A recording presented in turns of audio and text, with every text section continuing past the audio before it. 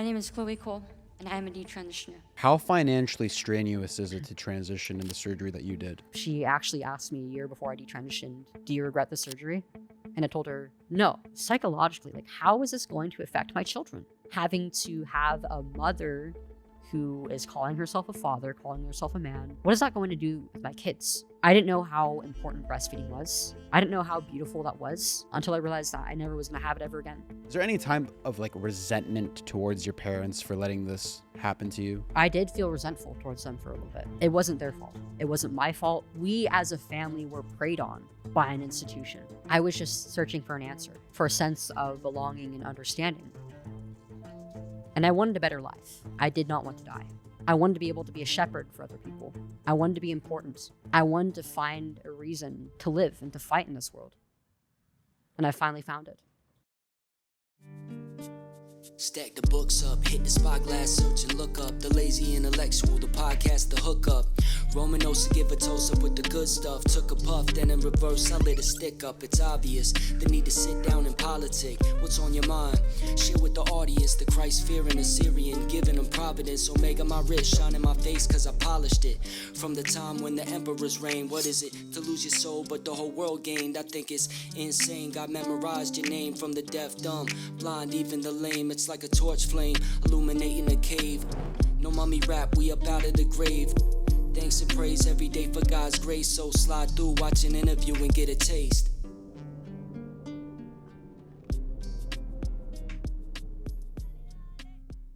Today I have with me a young woman who, before she was even a teenager, was swept up under the modern phenomena known today as gender dysphoria, and after years of pain, suffering, confusion, and surgeries, she actually made the decision to detransition and is here with me today to tell her story. Miss Chloe Cole, thank you so much for making the time. I appreciate you having me. Yeah, and you of flew all course. the way out here to my hometown. I know, and especially in a time where planes are falling out of the sky.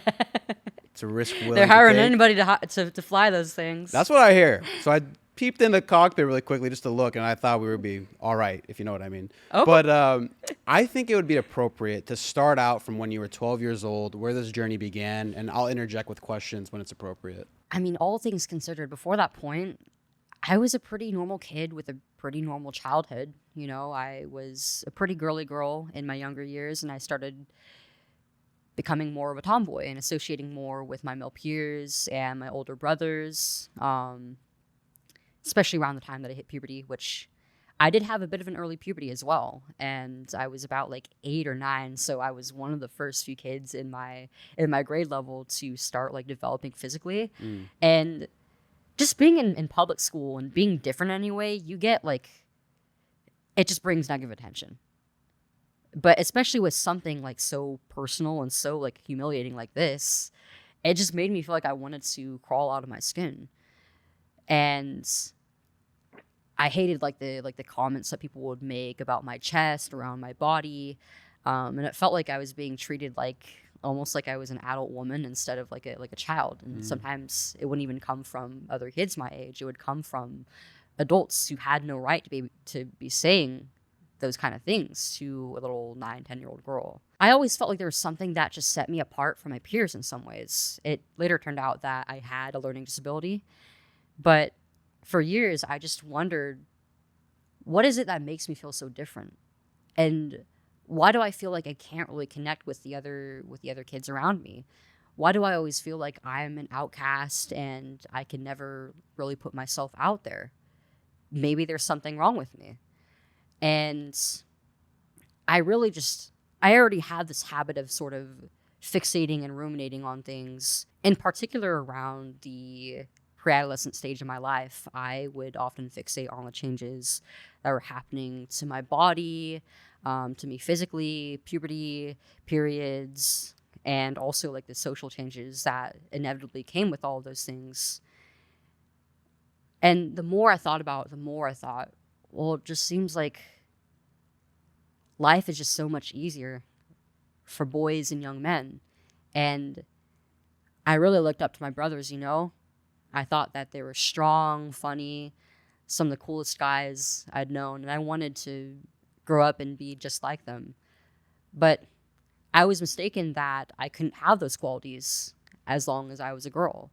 I thought that it was something that took away from me as a person, and that my femininity was not only a burden, but just made it so that I wouldn't be taken seriously. And even though I had these negative feelings around being female and around my body, I didn't actually think that I was a young man. That is until I started using social media. I was about 11 when I got my first smartphone, which I'd say if there's any mistake that my mom and dad made, it would definitely be giving me an iPhone Pretty young. before turning 12. Of course, the first place I would go to was social media, because like a lot of my classmates, they already had social media. Some of my friends had gotten their first phone when they were like 6 or 7 years old, and like they were using like full blown, like they were having like whole social media accounts of their own on like Instagram, and all these different apps. So I want to see what I was missing out on and try and connect with them through there. And when I wasn't like following or interacting with my classmates on like Instagram or anything, I would mostly just like browse my explore page and see what was on there. And you know, with the algorithm, it like tailors it to like your interests and what you interact with most. And I mostly would just see stuff that was about like art and video games and stuff that like pretty much any 11, 12, 13-year-old will engage with, right? And is interested in. But the weird thing was like I noticed something about the users in these different communities. What was the social media platforms that you were using? So I was mostly using Instagram, and there was like a little bit of overlap with Tumblr, if you know what that is. Of course, yeah. Just like the general culture around like fandoms, around like different like games and stuff, but also like the LGBT culture. And a lot of these other kids who were like posting about like video games and stuff also identified as members of the LGBT, interestingly enough. So the video games drew you in, the art drew you in, but the people that were also in those communities were also part of the pockets of the LGBTQ community. So the conversations were mixing in between. Yeah, it was like these two completely like seemingly unrelated things. And yet there was such a huge congregation of these kids who identified as like, some of them would say that they were gay or bisexual, but a lot of them were like these kids my age who identified as something completely different. They would call themselves transgender. They were these young boys and girls who would identify as the opposite sex. And I'd heard the word transgender a few times as a kid from like TV shows and stuff, but I didn't really have any personal interest or stake in it until like it was being presented face to face to me. And the conversation wasn't just about celebrities doing whatever cosmetic surgery anymore. It was about kids my age who I really strongly related to, more than like my siblings or my friends at school. Like these are kids who also were creative, who tended to kind of think outside the box, and many of them had like the same struggles as me growing up, going through puberty and the discomfort that came with that, and just being or feeling different. And I thought, wow, this is like entirely novel to me. And I've never really felt this understood before. I wasn't really talking to these people personally, but just seeing them talk about their experiences when they weren't like making posts about their interests. The longer I was exposed to it, the more I felt like it aligned with who I was. And so I started questioning at first, well, what if it's my sexuality? And then it became, what if I'm not a woman at all? And the reason why I'm a tomboy and why I'm different and I feel more comfortable amongst men is because I actually am a young man. It felt like I finally found this framework that I could build my identity off of. Wow. Do you also think that it's a possibility that, you know, you said that there were off-comment remarks about you developed early at 8, 9 years old. Do you think that there would have been a side of you that was thinking maybe that if you just cut those body parts off that were developing so early, so people wouldn't look at you in a certain way, you would feel better about yourself or more aligned with people who are at your age so you can develop at the same rate as them? Was there anything like that going on through your mind? Yeah, I mean, I had some pretty complex feelings about these changes that were coming with puberty. I mean, on one hand, it was like, wow, like I'm finally developing into a teenager. And that's kind of exciting seeing what's changing. But also, like, I feel really uncomfortable with the attention that I'm getting for it. And I've always been an artist. I've been illustrating for as long as I can remember. Like, my house, like, different drawers, different shelves are just filled to the brim of drawings from when I was like a toddler, so maybe like 2 to 3 years old, up until like my senior year. That's cool. And some of my drawings during these initial few years of puberty, I purposefully would like obscure or flatten my chest whenever I draw portraits of myself because I wanted to distance myself from that. So there was for sure people's commentary played into effect of you wanting to basically amputate certain body parts. Yeah, and people would make fun of me for my looks or make like certain like gestures or comments all the time about it. So it was the in-person commentary that you were getting on your life about what people were saying about you as you were developing. And then on top of that, you found online social media communities that were also fueling this possible idea. And then the two ideas were conflating with each other and also contributed to you making that decision of wanting to go down that road of transgender surgery. So you actually wrote a letter to your parents and handed it to, or put that on the table, ran to your room saying that you wanted to transition. So could you walk me through that story? Yeah, so it was about like halfway through my 7th grade year when I decided that I was going to go through with a gender transition. And this started with a social transition where I would change my appearance, my clothing, cut my hair shorter, and eventually ask people to refer to me by a different name and as a male friend, or my family as their brother, as their nephew, or my parents' son. It took a little while for me to come clean with my parents about these feelings that I was going through, because I wasn't really sure about how they would react to it. And I knew that it would be big news for them. I don't think that any sane parent really expects or wants to hear their child tell them that they are transgender and that they experience such great distress around their body that they want to change who they are. And my mom and dad certainly didn't. So I tried to make myself as convincingly physically male as possible before I told my mom and dad. And once I got to a point where I felt comfortable, I had to start considering, okay, how am I going to talk to them about this? Because at this point in time, I already had a difficult time just speaking to people in general. I did not have the communication skills that I had now. And I found it really difficult to even just like talk to people about something so intimate, let alone like look people, make good eye contact. You said you had a learning disability. Yeah. What was it? I was previously diagnosed with ADHD, and also, I don't remember the name of it, but a disorder in my language processing capabilities, actually. The older that I've gotten, the more that I and a lot of my family think that I might actually be on the autistic spectrum, because it is something that actually runs in my family. But the problem is, like, as a woman, it's much more difficult to get diagnosed with autism because most of the diagnostic criteria are based on the presentation that male autistic people have, which differs by sex. Like, girls tend to be better at socializing, at masking their symptoms, and adapting just in the social realm. And because of our social and cognitive differences, we're not as widely recognized.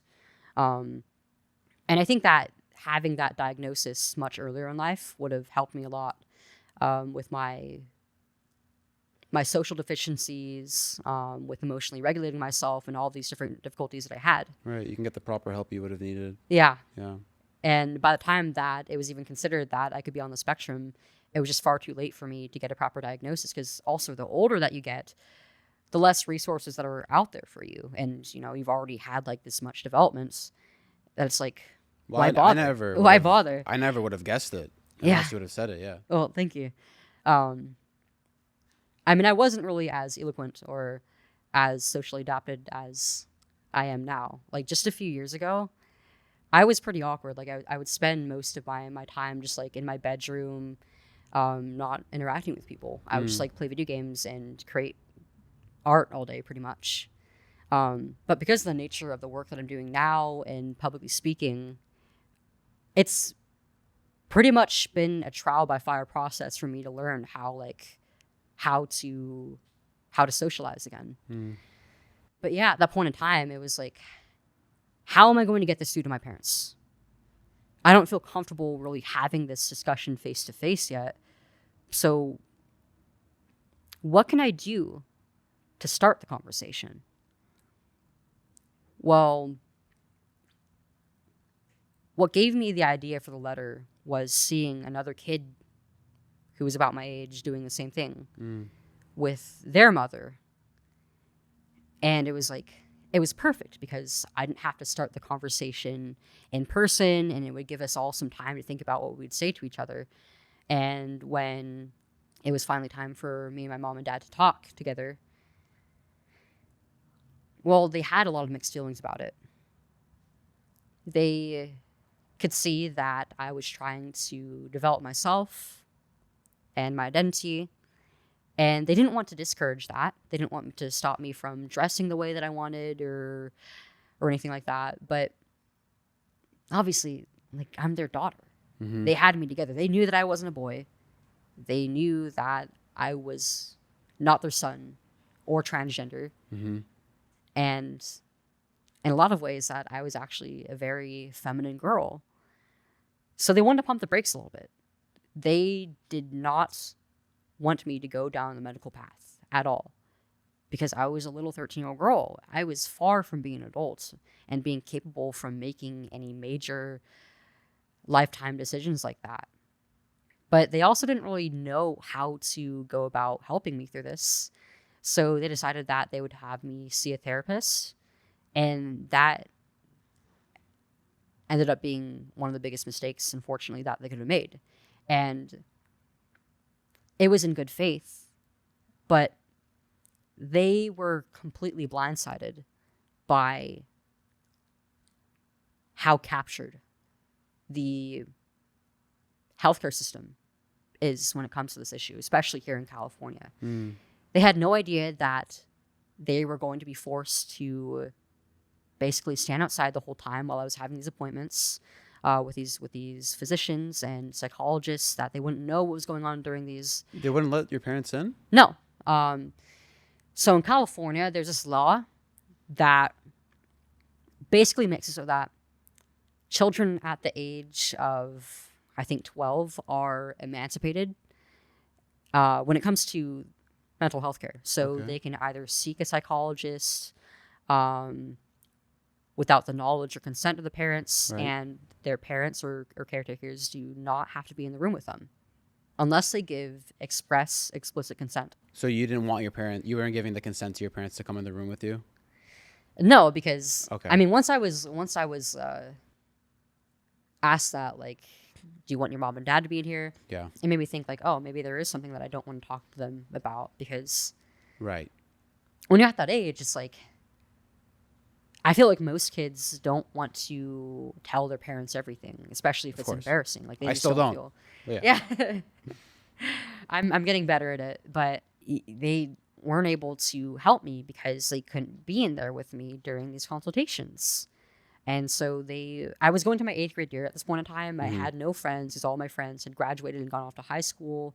And now that I looked like an awkward, like, pre-adolescent boy. And now I was getting bullied from that, because I went from being one of the first girls to really start looking like a woman to this kind of dorky attempt at looking like a young boy. Yeah. And I felt more alone than ever during this time.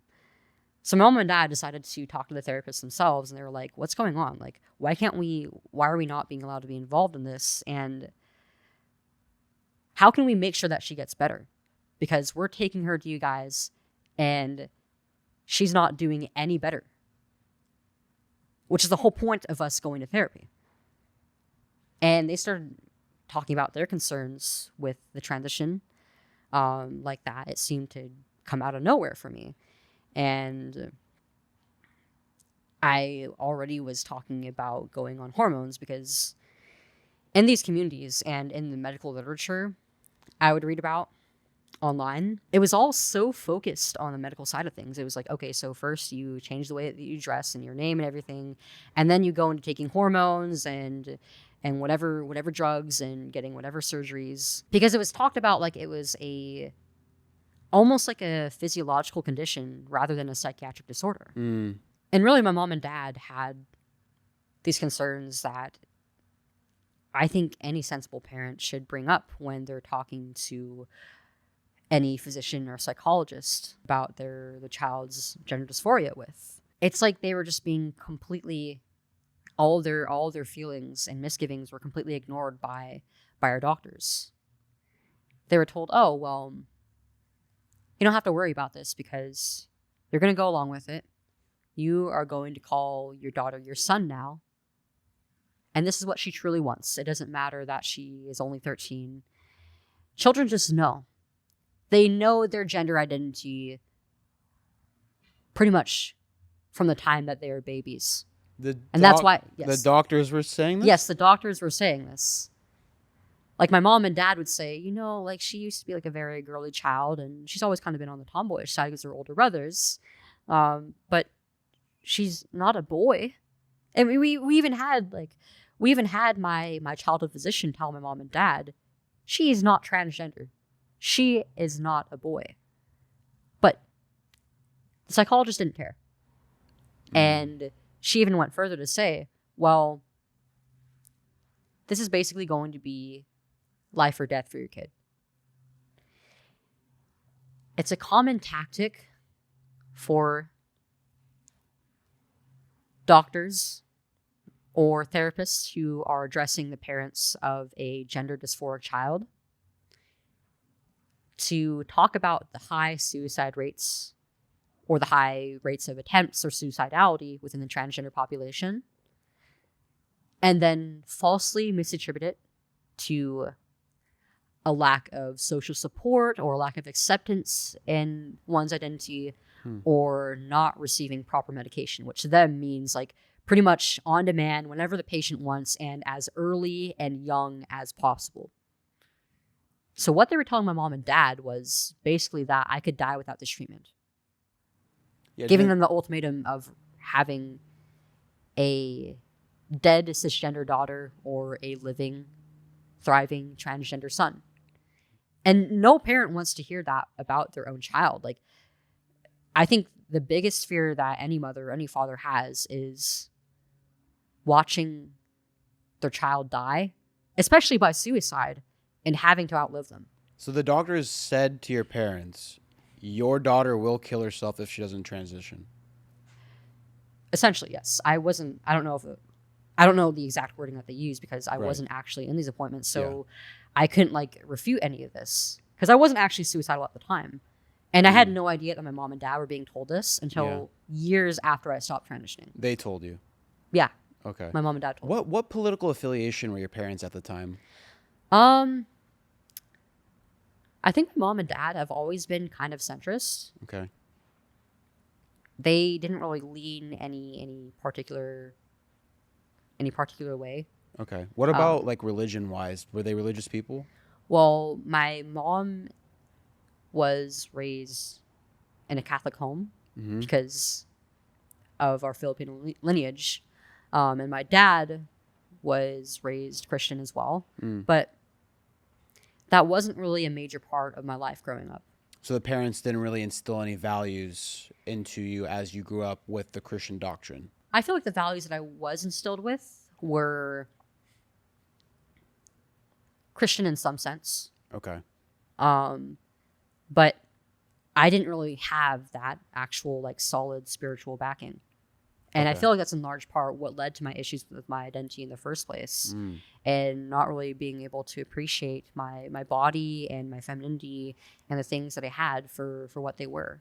I just kept like receiving these negative messages around womanhood, around the female body. If you don't already have that foundation of religion in your life, when you're a little girl, I mean, you can't really help but give into those messages. I want to dive deeper into that with you, but let's go back to the last thing that the doctor said to your parents was essentially that you would take your own life if you weren't going to transition. So, Which I didn't even believe at the time. right. I did not feel suicidal. Yeah. I did not feel any strong inclination to take my life or think that I would if I didn't go on this path. I was just searching for an answer, for a sense of belonging and understanding. And I wanted a better life. I did not want to die. Well, that's why you wanted to transition in the first place, because you wanted to feel more comfortable with who you were so you can live a happy life. That's the thing that a lot of people do in order to try to get that sense of fulfillment. For example, Michael Knowles recently was on Jubilee and did the 25 trans and LGBT activists debate page, basically saying he was taking the stance that gay marriage was illegitimate and that transgender people don't exist. And then there was a transgender person who debated Michael Knowles, and they were so rude, so vehemently just defending the decisions that they made, and were just so nasty to Mr. Knowles. And it was actually really hard to watch. I felt bad for the guy. That's like the average interaction I have at colleges. Yeah, but like this was just like, because they made such a personal decision in their lives, they felt personally attacked by the stance that Michael Knowles was taking. And one of them said that they never felt better in their entire lives because of they transitioned. They're 1 year into their transition, but Mr. Knowles refuted and said, well, that's because, essentially, I'm paraphrasing what he said, that the 1 year mark is the euphoric mark. Yes. That's when you feel the highs of the hormones. Nothing's really settled in yet. Everything's new to you. So you feel, and you're getting love bombed left and right. We can get into all of that stuff too, about the community supporting your decision. So you're feeling all these different forms of affirmation, and the hormones are affecting the way that you think. You think that this 1 year is going to be like this the rest of your life, but eventually tapers out and wears off, and it goes in the opposite direction. So when you see people defending their decisions like that so much, as a person who did the surgeries, and we're going to get more into detail about that soon, and you detransition, like, how do you view these people? For people who claim to be so happy,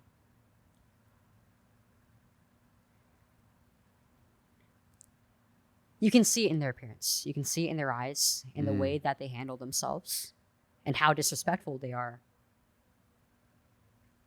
That they're worse off after this. Were you ever like that? Did you become that? No, I was not. I was not. I was not like that at all. Well, I wasn't the activist type at first. When I first started transitioning, socially and medically, I actually was, I'd say, a little bit more conservative than both my mom and dad even were, and probably most of my family was. Interesting. And I thought it was so embarrassing, like watching these other activist type transgender people just humiliating themselves and basically making a joke out of their communities. And I swore to never become that. And then I started interacting with the transgender community more throughout my transition, and being shamed for my more conservative viewpoints, not only about transitioning, but also just about politics in general. And so I started being swayed more and more until I slowly started to become one of those towards the end of my transition. But I never was on the level of, like, you would never catch me like going to one of those like rainbow protests or anything like that. Those people, like in the video that you mentioned, which was awesome, by the way, and I recommend that you all watch it. It was great. Michael did a good job defending his positions. I agree, but if they were so happy about this, they wouldn't be acting as insecure as they do. That's why they resort to insults. That's why they resort to personal attacks. Victimhood. because they're still very unhappy people, and they often end up unhappier after the fact. And some of the most militant people you'll see regarding transition are the ones who are really early on in the process, like just a year or so on hormones. Many of them haven't had surgery yet, or they're just fresh from surgery, and so they're still in that honeymoon period. Yeah. But nobody in the community really talks about the fact that eventually those feelings wear off. And so over the next few years of my life, reality was going to hit me in the face hard. Your parents eventually get persuaded for you to do the surgeries, and you also started doing hormones, correct? Yes. Yeah. It began with a drug called Lupron to suppress my puberty and stop the production of hormones in my body. And then I was put on testosterone alongside it about a month after I got my first shot. And so Lupron, for those of you who are not familiar, it's actually been subject to several lawsuits for different use cases. It's been used to stop puberty in children who are having like really, really early onset puberty. I'm talking like toddlers who are already having periods and like breast development, which is extremely abnormal and like developmentally dangerous for them. It's also been used for like reproductive conditions like endometriosis or certain cancers, like breast cancer. What's really shocking is that it's also a chemical castration drug.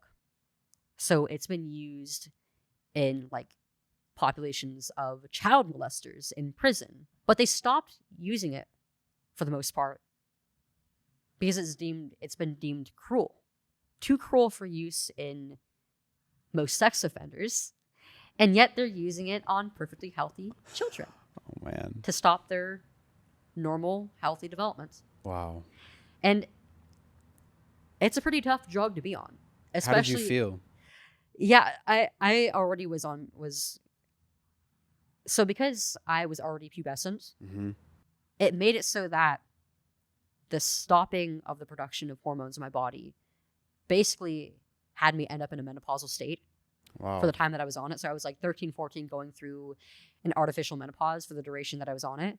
So I was experiencing like these uncomfortable like heat waves in my body that they call hot flashes, like these sensations of just like uncontrollable sweating, itchiness, just moving throughout my body. And it was horrible to be on physically. But emotionally, I just felt really numb on it. Like I just couldn't enjoy life for the duration that I was on it alone without any hormones. Activists and doctors will often make the claim that puberty blockers for use in gender dysphoric children are just a pause button, and that it temporarily stops puberty, and once they go off of it, they'll it gives them a choice whether they want to go through a normal puberty or if they want to try and simulate the puberty of the opposite sex with hormones and surgeries. It doesn't work that way.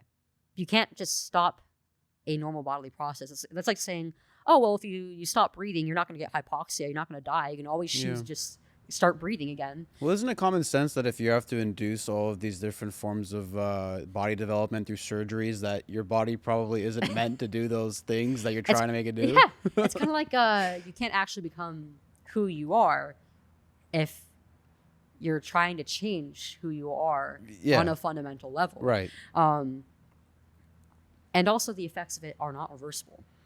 Not reversible. Puberty doesn't... It's not guaranteed to just like start up as normal. And even if a child chooses to go off of it at some point and not go through with a medical transition, there's several stages behind in their pubertal developments. So they're left behind their peers for nothing. And most kids choose to go forward with the medical transition because really the puberty blockers are just the first step. They're the gateway drug. They feel horrible to be on, so it pushes you further into the process. And you're already in the mindset of, well, I've already started, so why should I stop? It's not a pause. If you look at the studies, if you look at the surveys of kids who have been on it, almost all of them go on to medically transition. It's interesting. So do you at all And I mean this with utmost respect. I don't mean to be disrespectful, but is there any time of like resentment towards your parents for letting this happen to you? I did feel resentful towards them for a little bit. I did, for a few years. And it's true that they did have some fault in it. And I think that for every parent whose child experiences gender dysphoria or ends up transitioning, they have some fault. Mm-hmm. There's something that they might have done earlier in their life that led to them either wanting to rebel or feel like they weren't comfortable with themselves, or it could be as simple as they weren't closely monitoring their children enough to know like what they're being exposed to at school or on the internet or from their friends. Right. I also think that all the parents who are dealing with this, including my own, deserve some grace. And I had to have some time away from my mom and dad after I became an adult to kind of just assess everything that happened, not only to me, but also to our family. It was not easy for our family to go through this with me. It was hard for everybody to watch me become a shell of the little girl who I used to be. Right. And especially for my mom and dad. And they felt a lot of guilt when I ended up detransitioning and they saw how much pain that I was.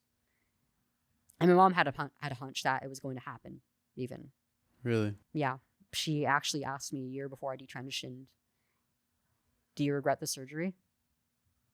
And I told her, no, because I couldn't even fathom that was possible. I didn't know that it was possible to regret any of these procedures or for this to even hurt me in any way, even though it was killing me. But I started to reflect on my relationship with my mom and dad, and I felt like I deserved to give them some grace and forgiveness because, really, it wasn't their fault. It wasn't my fault. We as a family were preyed on by an institution. We weren't given another chance. We weren't given an out. We were never told that there was another option, that I could just live the way that I was and that I would have outgrown this. So when I talk about my mom and dad in interviews and such, I speak very gracefully of them because I love them and I recognize that they went through a lot. And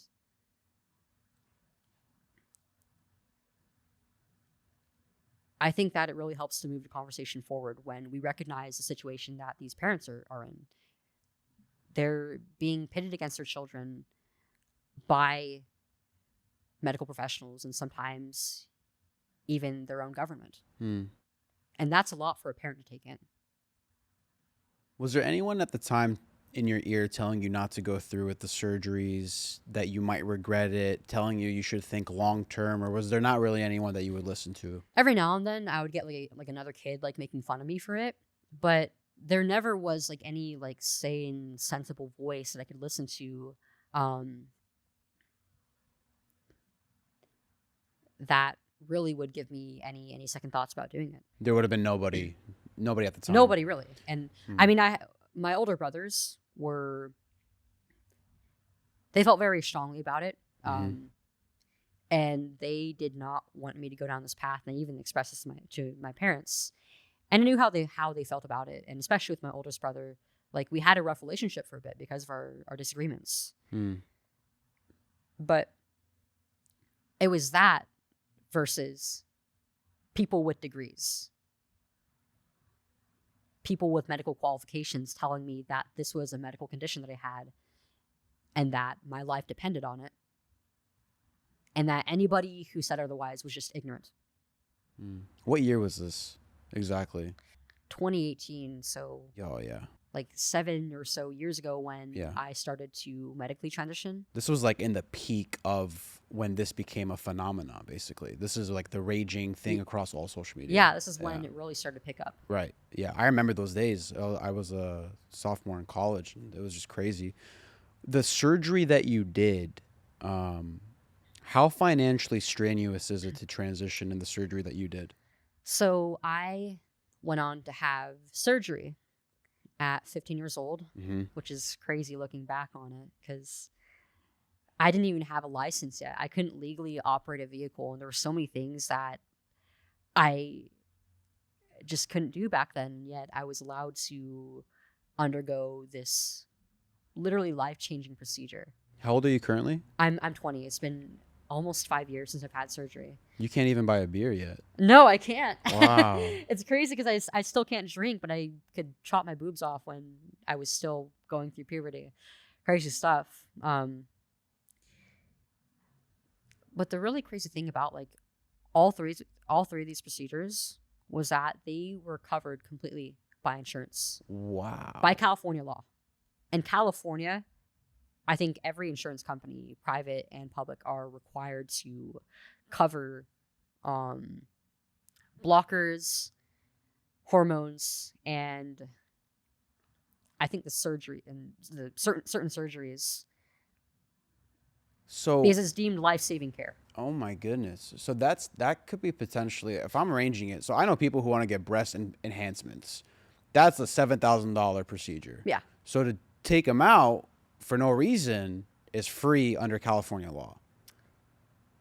yeah, Wow. I mean, That's it crazy. really was for no reason because they did like an examination of me Yeah. before, and I was perfectly healthy. I don't even have the breast cancer gene.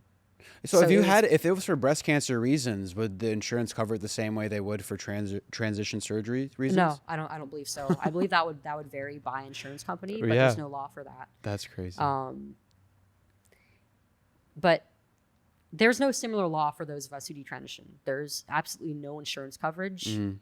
for any detransitioning procedures, whether it be taking out implants or a reconstruction for women who have had mastectomies or reversing like any of the surgeries or potentially even medically necessary treatments from the complications from these procedures. Yeah.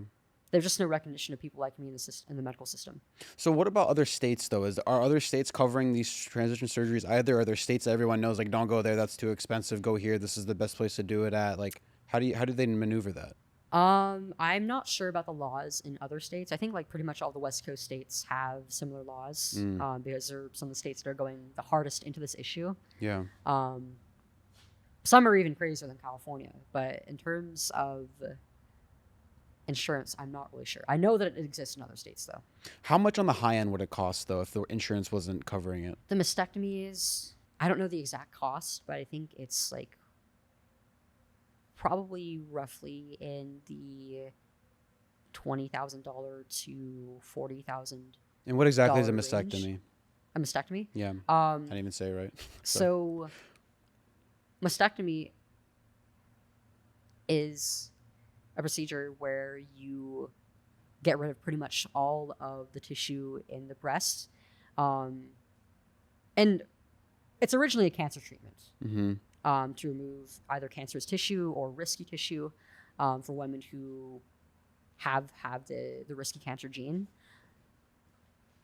And so the original procedure is actually not nearly as invasive as the ones that they do on women who identify as men.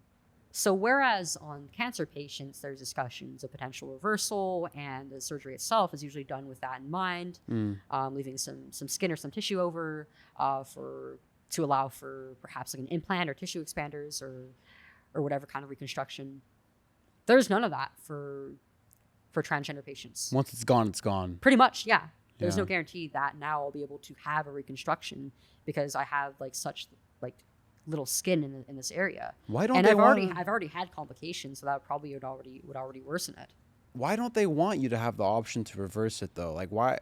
Well, it's treated as a one-way path, and the idea is that being transgender is an innate thing.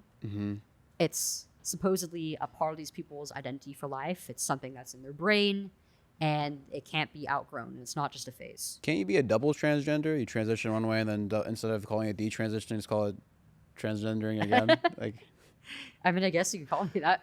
double transgender. Yeah. I mean, but like why do they only view it one way? I don't understand it. Because if you can transition once, what about the people that say that they're non-binary? So like, can't they go any direction with that? I don't get these things. You can clearly see I'm struggling here. I'm with you on that. I Just think it's made. don't expect any sensibility from this. I think that's Because what it is. It's not medicine. It's based completely on a lie. I think it's made to be extremely confusing on purpose, so people don't get it. So they could just do the things that they can just decide are what's making the money. I think that it's almost like purposely so ridiculous. Yeah. I think it's purposely as ridiculous as it is, so that it could slide under the radar as well as it has. Because for years, people couldn't even fathom the idea that we're actually mutilating and castrating children Yeah. to attempt to make them into the opposite sex. You do the surgery. You're around 15 years old now. So how is life after surgery is complete? You look like the person that you've been dreaming of at the time. How are people treating you? How do you feel? Talk to me about that. So up until that point in time, I went into my freshman year of high school looking like a young man and having a deeper voice than actually pretty much all my male peers. It was really weird because I did not always sound like this. I had a deeper voice than you did when Really? I was just entering high school. That's crazy to think about. Yeah. How And quick so was I, it? How quick was it when you got on testosterone that you got that deep voice feeling? I'd say like within a few months. Like my Okay. voice dropped pretty quickly, and I guess I also got my dad's vocal cord genes or something because my dad also has like a really really deep voice. But because I was going to a new school and most of the people there didn't know me, well, it was like I was starting an entirely new life, and I could throw away my old life, all my elementary and middle school years, and all the shame that I had during that time, and basically have an entirely new start. And with this new start came new friendships, an entirely new social dynamic. Most people didn't even know that I was transgender, actually. They just thought that I was a wow. guy. So they So never I- knew Chloe. No, most of them didn't know Chloe. Wow. Some people would like talk about it behind my back, but for the most part, like none of my classmates had any idea who I actually was. Wow. I was actually like I was using like male locker rooms and restroom facilities, which like if high school is the worst time to start doing that. Like Yeah. the stuff I saw in those boys' restrooms. Oh yeah, was- no, it's a free for all. But how did that make you feel though, going into men's restrooms? Did you feel uncomfortable? At first, because I mean it was like a totally new thing to me, and it was like, okay, there's probably like different etiquette for this, and I'm just gonna keep to myself. I hope nobody like knows or like Right. I hope nobody like figures it out, because I like subconsciously like I knew it was a dangerous thing for me to be doing. Yeah. And I'd already been like a victim of sexual assault before, and like if somebody had known who I was and they wanted to take advantage of me, they very well could have. Right, because you're in a private room with a bunch of guys. No one else is in there. Yep. They don't know. Yeah. Luckily, nothing happened. Just Right. regular high school boys' bathroom antics. And you did that for 4 years. 3 years. 3 years. 3 okay. years. And you can never use the urinal, right? So that's like a key giveaway. I don't think anybody's paying that much attention. Right. Okay. Everybody's okay. just like vaping in there or something. That makes sense. Yeah. That's the vape room. That's a vape room with It urinals is. in it. Okay, so now you're in high school. You're going by Leo? Yeah. Okay, so Leo was the name that everyone was calling you by. How was your sex drive at the time? Did you feel like it was enhanced? Did you feel like it was off? Were you pretending to have one? Like how did that work? That's a very forward question, but it's actually really relevant. Yeah. I was on a literal steroid. So it was like off the charts. And that's one of the things that makes this so inappropriate, because I was a little girl. Right. I was a little girl who they were putting on massive doses of male hormones. And I mean, an increase in libido was like briefly talked about during the consultations with the endocrinologist, but you know, she was a woman. She's never been through male puberty. She's probably never done steroids in her life. So she wouldn't know what that feeling was. And she wouldn't, I wouldn't be able to get like proper counseling on that from her. And of course, like I was a kid, so I didn't want to be talking with adults about like sex or sexual feelings like that. But it was like a huge problem for me. Like it basically became like an autistic hyperfixation for me, because these feelings like were so strong and so constant. And because I wasn't getting like any real adult counseling on this, it unfortunately led to me getting into some real trouble. It led to me being further victimized, and so women have these instincts that protect them sexually. We're made to be very selective about our sexual partners because we are the sex that has to carry pretty much most of the reproductive burden with pregnancy and child rearing. And when you put a woman on testosterone, those protections basically completely go away. And thankfully, I never really had any physical experiences during this time.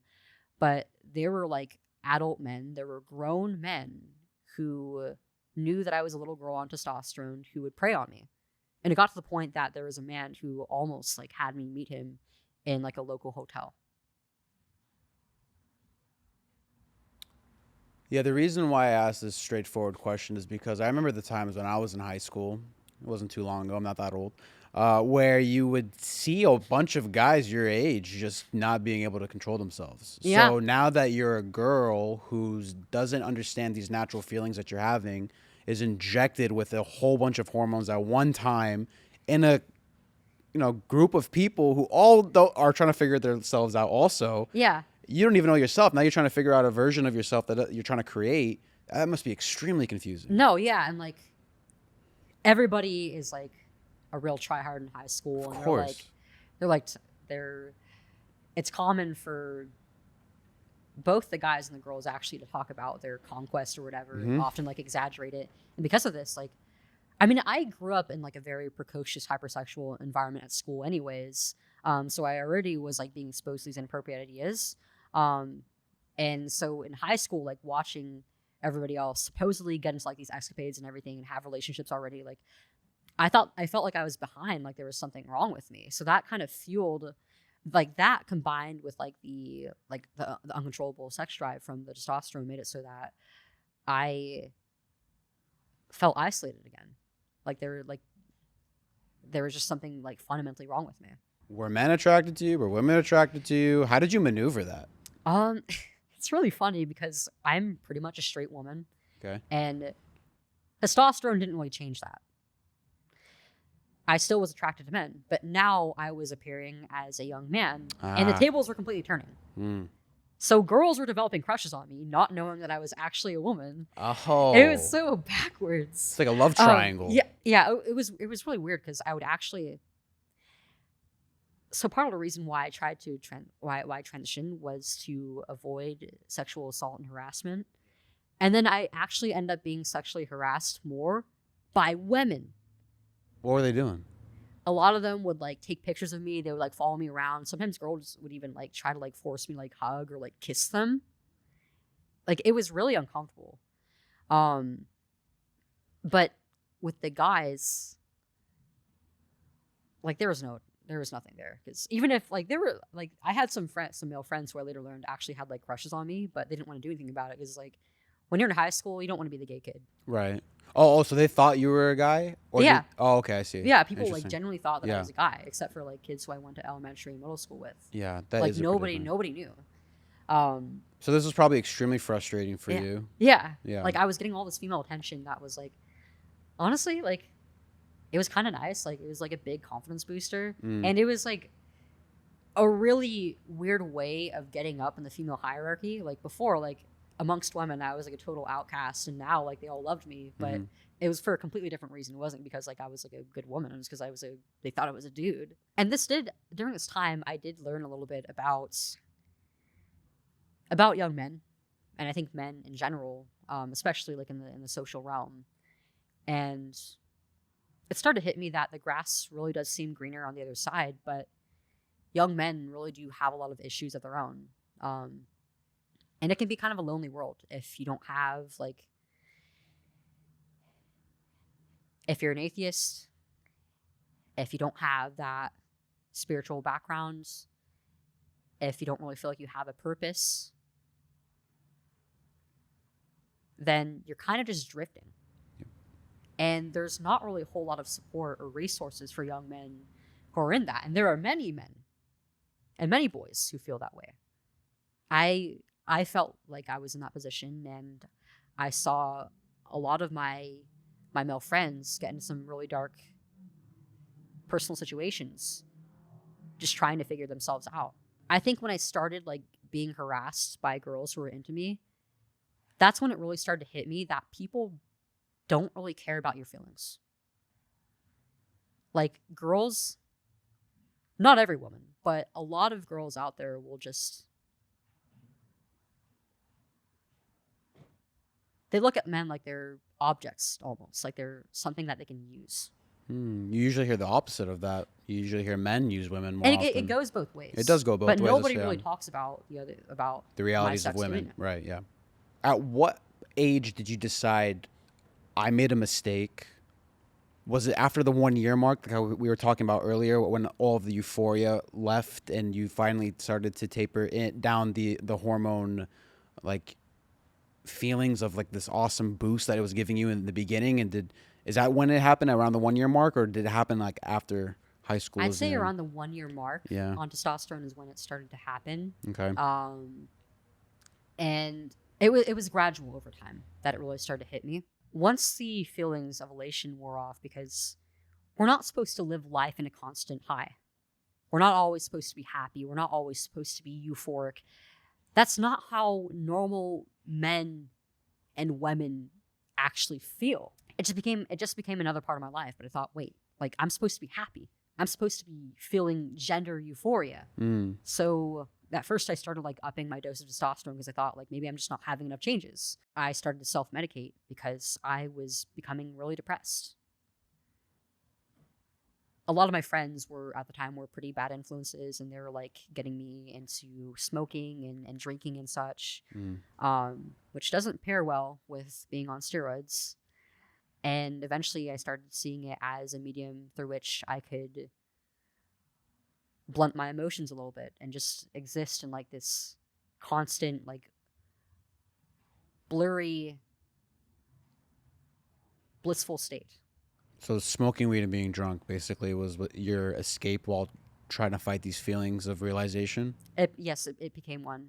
And eventually the surgery became the next high to chase, because for many, transition basically works very similarly to an addiction. You're constantly chasing the next high. Yeah. And I thought like, well, I'm not happy anymore. I'm still depressed. I'm actually worse off than I was before. Maybe it's because there's still something wrong with me that I need to get rid of. Getting rid of my feminine features wasn't enough. Trying to emulate a male puberty wasn't enough. I have to get rid of my breasts now. And it wasn't until after I had the surgery that it really hit me just how much damage was done.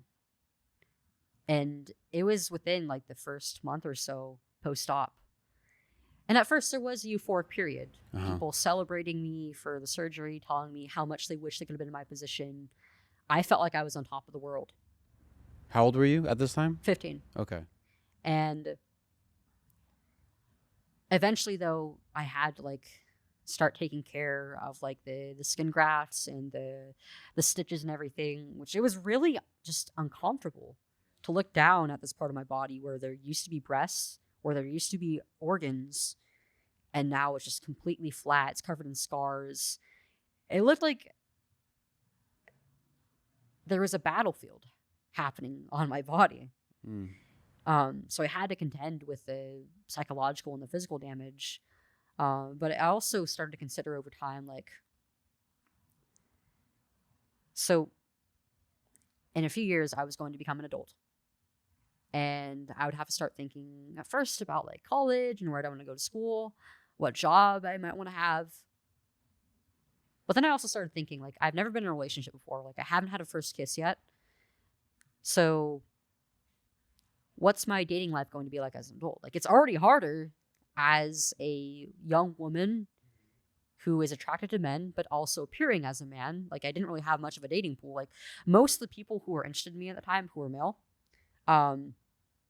were not the best people from school. Like they were like people who like did or like sold drugs, or they just didn't have good character.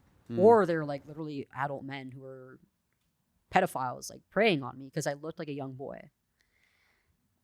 And I had to start thinking, like, is this really good for me long term, like in terms of like my romantic life? And if I do end up getting married down the line, am I going to have kids? And how am I going to go about that? Because I'm on this treatment that makes me infertile while I'm on it. I don't know if I'm ever going to be able to have kids if I go off of it, or if I'm going to have, like, even if I can, like, conceive, if I'm going to have, like, any birth effects for my children or any health risks for me. Yeah. But psychologically, like, how is this going to affect my children? Having to have a mother who is calling herself a father, calling herself a man, what is that going to do with my kids? And that was what really started to bring down the house of cards. And the final hit was when I had a class my junior year, where I learned about the psychological development of children and how parenting and how family plays a role in that. And there was one particular lesson about breastfeeding. And I knew nothing about nursing before. Like in the consultations for surgery and on the consent forms, like one of the listed consequences of the surgery was that I'd never be able to breastfeed. But when you're a kid, and also when you're in the delusion of thinking that you're the opposite sex, you're not thinking of things like this because you're not in the right state of mind. Mm-hmm. I didn't know how important breastfeeding was. I didn't know how beautiful that was until I realized that I never was going to have it ever again. And it was very shocking and painful. Probably one of the worst epiphanies I'd had in my life up until this point. And that's when I knew I can't keep doing this. I can't keep hurting myself like this. This is tearing my life apart. I actually wanted to read you some statistics that I found. I wanted to get your perspective on them. According to the NIH, suicide attempt rate among transgender people ranging from 32 to 50% across America alone, and UCLA School of Williams Institute reports that 81% of trans adults in the U.S. thought about suicide, and 42% of transgender adults attempted it. So, were you aware of these numbers? And if you weren't aware, did anyone try to make you aware? Did the medical professionals tell you about these chances, these odds, if you look at these ideas? I actually didn't know about the high suicide rates throughout pretty much all my transition. I don't think I knew about those statistics until I detransitioned.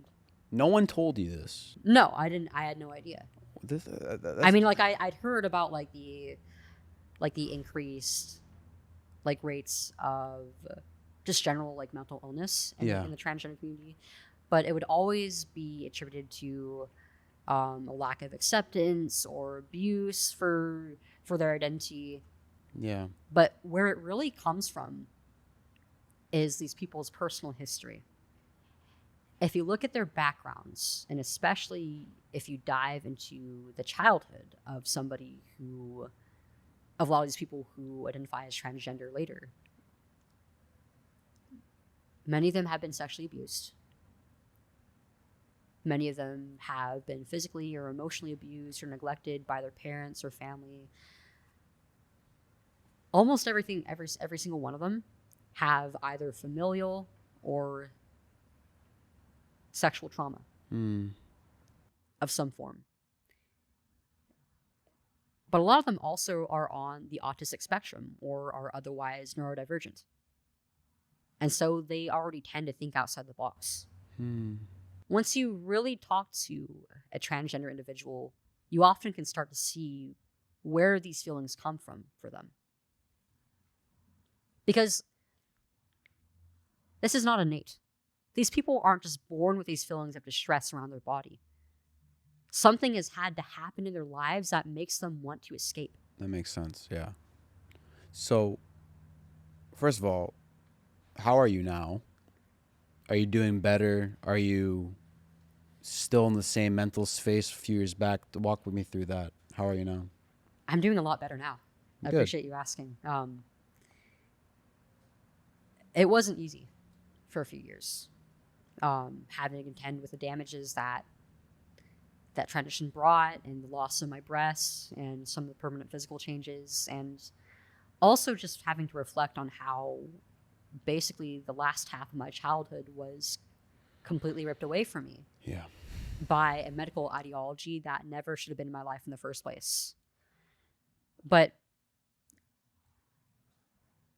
a lot of joy came into my life too. I started to reconnect with my femininity, with my female role models. I learned to look at it as not just a burden, but something special, something that brings beauty into my life. Women have the gift of creating life just with our own bodies, and our whole bodies, and also even the way that we're designed psychologically, is for that purpose of either rearing children or helping to raise up a community. I think realizing how special this is really helped me to heal from everything that happened, and also dispel all these negative misgivings that I had about myself in the first place. And I also started to realize that I wasn't alone in this either.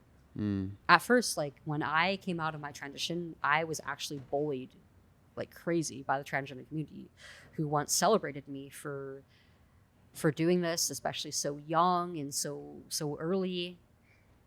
Now I was a monster to them. You were basically a was a traitor. Yes. Yeah. But there were so many detransition men and women who I ended up meeting and who I'm still in contact with today. And I'm meeting many, many more with every week that comes. It's crazy. These were people who I could look up to, who could put things into perspective, that I wasn't broken, that there was life after transition, that I could get better. And eventually I started to feel very strongly about them, like a second family in a way. I wanted to advocate for these other men and women, and the girls and boys, the children who I knew were out there, but who couldn't have their voices seen yet. And they're a big part of the reason why I ended up speaking out. And in doing so, and saying yes to this opportunity to have my voice heard, to advocate for these other detransition men and women, to prevent these other kids and these other young people from getting sucked into it, and to help break down and fix these institutions and rid them of this ideological virus. It's put a lot of purpose into my life that I didn't even know that I could have. What I was missing for years was a sense of purpose. I wanted to be able to be a shepherd for other people. I wanted to be important. I wanted to find a reason to live and to fight in this world. And I finally found it. It's a very hard thing to get very detail-oriented around, so I really appreciate you breaking this down for me and walking me through your story. But I just need to highlight the fact that these so-called medical professionals told your parents a long time ago that if you don't transition, you'll take your life. But they didn't tell you the fact that around 42% of transgender adults attempt suicide, which is complete opposite of what they're telling you, what they told your parents. So they're labeled professionals. And then I actually have a Bible verse that I want to read to you. Luke 17:2, Jesus said, "It would be better for him if a millstone were hung around his neck and he were thrown into the sea than that he should cause these little ones to stumble." Depending on the translation that you read, it could be translated to, if you cause these little ones harm or lead them astray, or if anyone makes these little ones sin. So when you hear Jesus Christ say something like that, obviously it's towards adults. It's a warning to not lead little kids astray, to harm little children. They don't know better. They don't have life experiences. They can't think for themselves. We rely on the adults or the professionals. When you hear this Bible verse, what goes through your mind? It makes me think of how these adults who are doing this to children, not just the children, but their families, need to be held accountable. Because as it is right now, these doctors, these psychologists, they're leading children and their parents down a lifetime of pain. Mm-hmm. Not only of sin, but also death. They are eventually going to have an early death from these treatments, completely screwing up their developments and their health and their psyche. Yeah. We cannot just let this go unfettered. Do you believe in God? I do. I'm a Christian. I was going to ask you about that. I was baptized Catholic, didn't grow up in the Catholic faith, but I'm also Assyrian. I'm part of the Assyrian Church of the East. Mm-hmm. It's very Orthodox type of, it's an Orthodox. apostolic church, basically. It was established by the Apostle Thomas from Jesus' disciples. Yeah. That's cool. So yeah, I would say I'm a devout Christian. Yeah. That's awesome. Good for you. Thank you. Well, so now that, I think if I'm correct, you recently got in depth with your relationship with your Christian roots. Is that correct? It wasn't so much while you were in these developmental stages. It was more so recently. Yes. Really within the past 2 years, I would say. Yeah. That it really started to come to light for me that while I found a purpose in my work, I still was searching for something. And I didn't know what that was. But it was the same issue that I had had since very early in my childhood. This feeling of not really quite understanding the world around me, but wanting to have a better grasp on it, knowing why things were the way that they were, why I'm here, why you're here, why we're here. Like I said earlier, I was not really raised in a faith background. And my mom and dad, they brought me to church up until I was probably about like 4 or 5 years old. And then we just stopped going as a family. I didn't know why for years, but eventually I just forgot about that.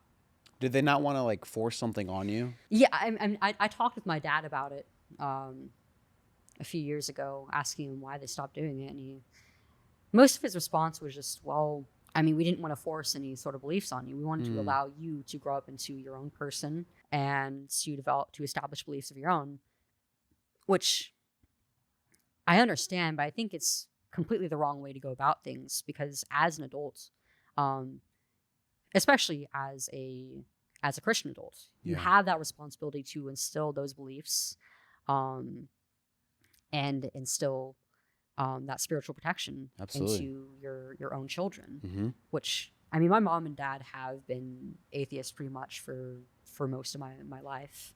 And I'm hoping that I can help to change that and bring them back to the church. But it was just this missing spiritual hole in my life that led to ideologies like this,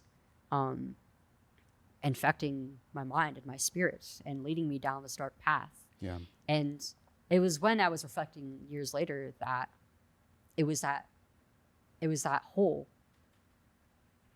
that was exactly where that hole came from. And that everywhere else that I had been, I had tried out other religions, and I would say that transgenderism even took the place of religion for me for a good chunk of my formative years. All of it led me to a place of darkness. I would only get closer and closer to death, not only in a spiritual sense, but also in a physical sense. Richard Dawkins is a world-renowned atheist who wrote the book The God Delusion. I don't know if you've ever read that. But I haven't. yeah, it's not worth reading. It's pretty much a waste of time. I can tell you that. So I got into Christian apologetics recently, and I said, let me go the complete opposite direction. I started reading what the atheists had to say to see if they had any like logistical or legitimate arguments to sway my faith. I was like, It's not very compelling. Yeah, well, he said in that book near the end, I remember this because I read it recently, where he basically said that people of religion specifically should not be forcing their kids what to think, but how to think. It's the complete opposite of what you're saying, because it led you down this road of no parental guidance in a spiritual sense to show you what the good book is saying, essentially leading you away from sin and stumbling, and where the medical professionals we're forcing you down this road, basically. Right. I mean, it's making like that claim is making the assumption that parents don't have any authority over their children, that they can't force them to do anything. They have absolute That's authority. what parents are supposed to be there for. Absolutely. They're there to guide their children and say no to them Yeah. when they could get themselves hurt. Yeah. And that's why I think atheists have a God-sized void that only God could fill in them, that they just don't understand that yet. In a book by Robert Greene called The 33 Strategies of War, he says, quote, the first step towards becoming a grand strategist, the step that will make everything else fall into place, is to begin with a clear, detailed, purposeful goal in mind, one rooted in reality. So we need to first have a goal, work towards it, and make sure that it's rooted in reality. So the transition doctors pry on kids and confused kids also. Yes. So there is no clear reality there. They keep the lines blurred, right? Yep. And then also, Completely since you're subjective. very subjective, and since you're a kid, you don't have the foresight that an adult does. You can't think far ahead. Like you maybe be like, oh, I want a nice car, a nice house one day. That's the extent of it. You don't know why you want those things, but those things could provide security, or a big house could provide a big place where you can raise a family comfortably. So you don't have the foresight of the decisions you make. You rely on your adults to do so. So do you think that people who go into transgender surgery also are people who are short-sighted, where they can't think too far in the future, maybe thinking like 5 to 10 years, I might regret this? Do you think that those are the type of people that undergo these surgeries the most?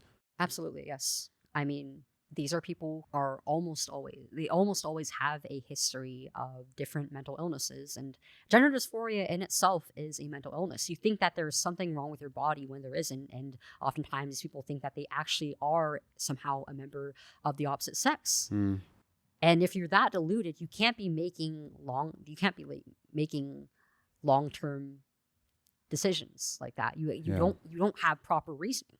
Yeah, you don't have proper reasoning. It's short-term gratification. And I mean, when you're performing these treatments on a child, obviously they do not have the mental faculties to make a decision on that, because they are not capable of consenting. Right. Because they are not developed enough, and they haven't had enough experience in the world to understand what permanence might really mean. Put a button on Robert's quote. He says, your task as a grand strategist is to force yourself to widen your view, take in more of the world around you, and see things for what they are and for how they may play out in the future, not for how you wish them to be. I feel that, as if listening to you and the things that you've described about these people, they're wishing for something to be that just simply isn't. Yes. They're not grounded in reality. The very basis of the treatment is a fantasy. Mm-hmm. And these patients are being led down a route where they're chasing that fantasy forever until it kills them. How's your relationship with your mom and dad now, overall? It's getting a lot better. It's much better than it was, not only during my childhood, but also especially during my transition. Those were some really rough years for us. Yeah. Because I didn't have a good relationship with myself or with God. Everything else in my life was starting to crumble. My grades, my friendships, and especially my relationship with my family and my parents. And my mom and dad were in so much distress, just trying to help me. They were told that this was going to bring me happiness, and clearly it was making me so much worse off. But they didn't feel like they could say no, because they were told that it was a life or death scenario for me. Yeah. And they just felt trapped. We would get into so many arguments. We would get into so many fights. And I just stopped listening to them and associating with them for a little bit. But a few years after I detransitioned, I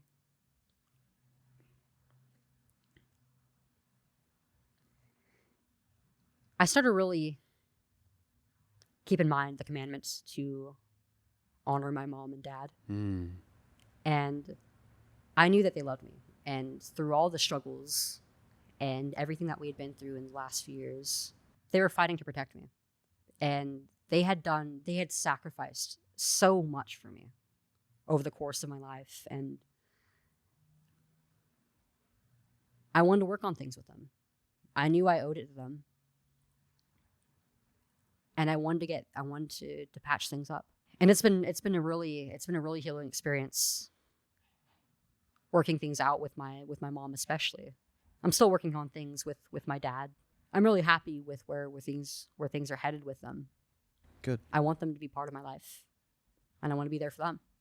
If a young boy or girl comes to you today and says, Chloe, I want to transition, I'm confused, what do you say to them? Well, the first thing that I would say is no, you can't do it, because sex is immutable, and you never actually are going to become a member of the opposite sex. Mm-hmm. It's just not possible.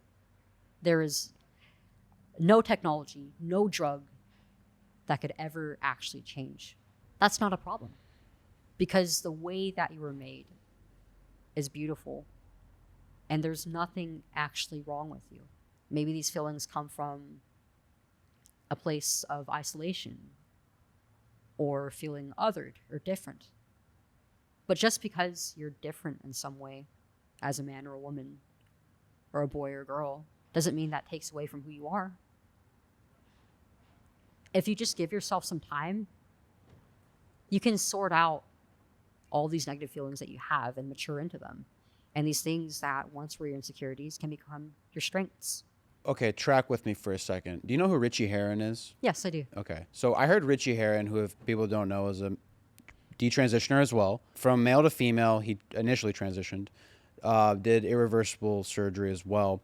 But he was explaining that from male to female, it was a feeling of slowing down the responsibility process, where it was the feminine represented innocence and childhood, no responsibilities, less pressure of a daily life that a man was feeling, growing up in a very bloody world in terms of like, you have to be aggressive in terms of get a career, make a lot of money, all these things. There's a lot of pressure on young men today, especially to take care of their responsibilities, while the feminine to him represented slowing down childhood.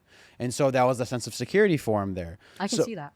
Yeah. So since you were doing the opposite, did you want more independence, becoming a man? Because manhood represents freedom and independence, especially from like helicopter parents, right? You grow up to be this person who's free from the grasp of control and authoritarianism. So did you want to be more independent in life as well? Was that a factor in it? I did. Yeah. I had this like very strict idea of what male and female looked like, and those were some of the ideas that were floating around the most.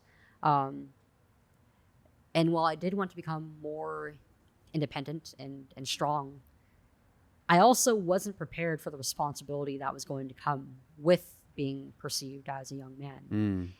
So that was like a total hit to the face. And then once the honeymoon period wore off, it was like, wait a minute, I'm not really built for this kind of life.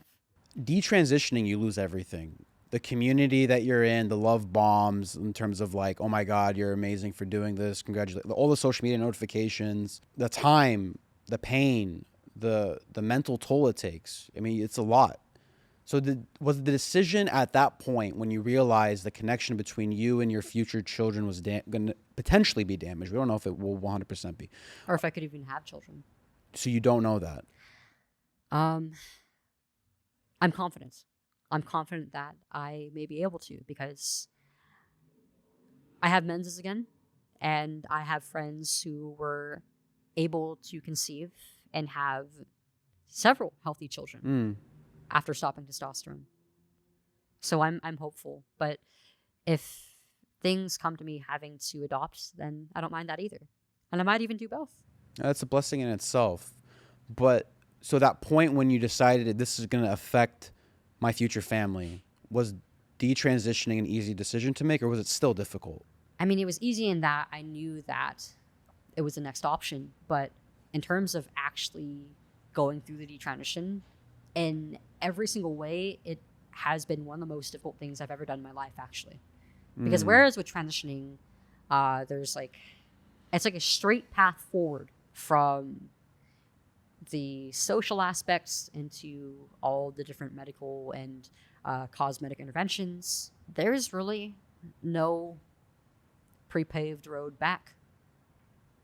Most people, pretty much everybody, has to figure it out on their own. I mean, now there's a big network of detransitioners and a very loose network of medical and psychiatric resources. But other than that, were not even recognized. There's no standards of care. There's no mention of detransition or regret or going back or reversing any of these procedures. Nothing. The medical process of it was just a living hell. I was having different complications from the surgery and from the testosterone. And I didn't know whether my menstrual cycle would come back or if I ever would have a healthy body again. And I was like scrambling, going to all my different doctors who were involved in the process. And they really had just kind of a uncaring attitude. They were very callous in the way that they treated me. The woman who referred me to surgery would often say things almost as if she was trying to keep me in the delusion of being transgender. Like, well, you could just be non-binary. Maybe you're not a woman. Or, well, this is another transition, right? That's crazy. This is, it's just another transition. Just like the first one.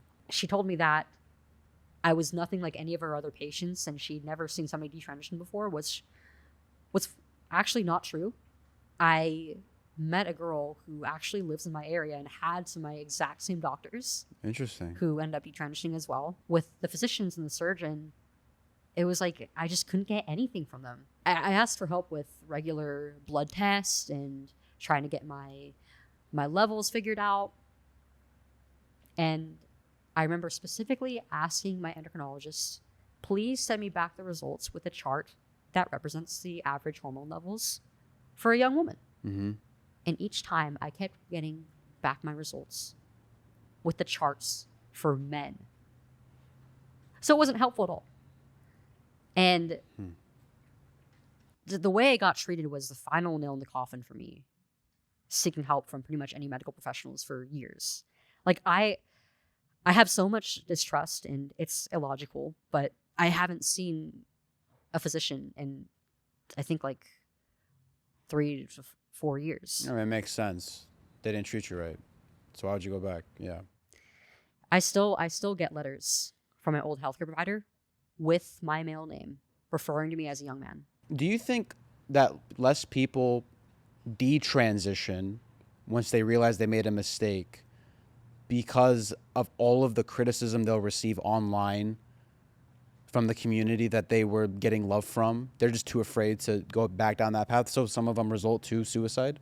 I think that the social pressure is definitely something that makes it so that detransition is not, I don't believe it's impossible, but it definitely becomes a lot more difficult. And that was another one of the hardest aspects about detransitioning, just losing all of my social support from people who called themselves like transgender allies or the transgender community that I was in. I was just so ashamed of myself, and they made me feel like I was just a complete idiot and a monster for just talking about it and talking about the guilt and the pain that I was going through. I was even told to kill myself several times early on, just for being honest about my feelings. That's horrible. I would have people tell me to retransition or to end my life because I was so terrible for making a mistake. The transgender community will often mask itself as almost like a second family to people who are lost and confused about themselves. But if you ever step out of line, they want you dead. They don't care about you. They don't really care about you. They just want you to go along with their delusion. Because it affirms their decisions. Yes. Yeah, that makes sense. And that's why these activists and why so many transgender people get so up in arms about this potentially being taken away and not being allowed to, not having children be allowed to do it. Because they're afraid because for it comes themselves. from a place of insecurity for them. Right. That's why they attacked me. That's why they attack conservatives, anybody who has a sane head about this topic, and of course those of us who break down the delusion, the detransitioners. They still come after you? Oh yeah, all the time. I mean, consistently, like pretty much every time I go to a college or university to speak, I get protested every single time. That makes sense. They're pretty interesting protests. Like, I was recently up in Humboldt. It's a super liberal school, and the second day that I was tabling, I had like a whole school band come out to protest me. And these were like good players either. It was like the kids who couldn't make the cut. Dang. It was really bad. So they're just playing music over your speeches, basically? Yeah, but That's so the idea ridiculous. was that like if we were to take any videos, then it would make it so that they would be like unplayable or something, and like to bring more attention to themselves than to our table. But it actually brought more attention to us. Like I ended up getting a Turning Point chapter being started up there because they brought more traffic to us. That's always how it goes, right? The Streisand effect, right? So you don't want attention here, but by not doing that, you bring more attention. But yeah, I regularly get like ridiculous reactions, like drag queen dance-offs, vigils, just Okay, interesting. weird stuff. I feel like there's like a massive shift that has happened in our culture over the last few years as I've brought this issue to light, and as many other people have come forward with their stories of being hurt by transgenderism, either other detransitioners or women who have lost their spaces in sports, the parents who have had their children ripped away from them, different whistleblowers, and the general public opinion now is that like they are sick of this. They are sick of hearing about children being abused in hospital systems. They're sick of women's spaces, our private sacred spaces where we once were safe, our prisons being invaded, of us being raped by these men who are attempting to be like us. And they want this ideology out of their trainings, out of our institutions completely. But as hopeful as this is, I feel like we're at a really critical point in time. Really, it's do or die. Because if we keep going at the pace that we are now, fighting against this ideology in our country, we could completely get rid of this institutional abuse. I think really within the next 4 years under Trump's administration. But I get the feeling that there's a lot of people who are just becoming complacent now that Trump is in office, and we've had these executive orders go through with the women's sports issue, and unfortunately the other one regarding attacking the funding of these abusive institutions being struck down by the Supreme Court. I'm afraid that the momentum is just going to stop there, that this will remain a state-by-state issue, that these laws won't be upheld, and that is going to continue on in our country for centuries to come. That's what's driving you to keep going and doing these conversations and going to the conventions and the speaking gigs at the colleges. That's what's keeping you going. Yeah, I want to completely get rid of this in our country and make it so that young men and women, and especially children, are not being hurt in this way, and that the categories of male and female are protected and recognized. Because I think that our country is better than this. I think that the USA is better than giving way to this destructive, anti-human, anti-Christ ideology. Our founding fathers never would have stood for this. Yeah, most people don't. I mean, like, what is it? It's like 1% of the population is transgender. I mean, if you think about it, really, nobody is transgender. Because you cannot actually be a member of the opposite sex. You cannot be something that you never will become. I mean, there are people out there who are distressed around their bodies and being led to believe that they are something that they are not. But I think that we're doing them a major disservice to them by lying to their faces. Let me ask you a very personal question then, because you brought it up. Would you get offended if someone would use the wrong pronouns with you or call you, or dead name you, for example, call you Chloe when you were Leo? I didn't like it, but I took it as a sign of, well, we either have a personal disagreement or I'm not trying hard enough. So you never like got in arguments or like made people cancel hanging out with this person because they were not aligning with you and your beliefs? No, I mean, it didn't happen all that often, to be fair. But I never really personally, like, I took offense to it, but I wouldn't make a point out of being a brat about it. That's probably about like the least manly thing one could do. So. Right. That's funny you say that, right. I want to kind of end on a lighter hearted note. And so I actually have a card game that I want to play with you. It's called the Lazy Intellectual Card Game until I have a better name for it as of right now.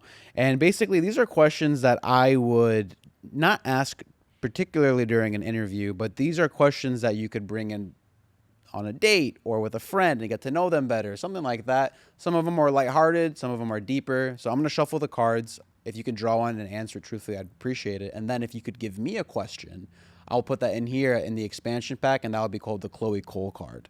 What? Yeah. That's crazy. I'll be safe and pick the middle one. What has an owl on the back? Do they all have that? Yeah, that's my logo. Oh, that's so cool. Why an owl? A few reasons. One of them was like a cute mascot you can get behind. Also, an owl represented like intellect, wisdom. The art style looks very Avatar. I like it. Thank you. Can you describe a financial mistake you've made and what it taught you about money management and personal values? This would probably tie back into what we were just talking about. Okay. I mean, technically, because I was a minor receiving treatment, I wasn't really one who was paying for any of it. But I did once buy myself like a trans flag, like iron-on patch for clothing that I was gonna like add to a sweater of mine. I never ended up doing it. It just like rotted into my room. But every now and then, like I'll go through my shelves and I see it there, and it's just like a stark reminder of like I should clean up my room and throw some stuff out. That's interesting that you keep it though. I think I could use it for something funny, but it's also just like disgusting to look at. And what question can you give me so I can throw in the card game? If this isn't already in the deck, what gives you purpose in life? Nice and simple. Miss Chloe Cole, thank you so much for making the time. And thanks I for coming appreciate out it. here. Of course.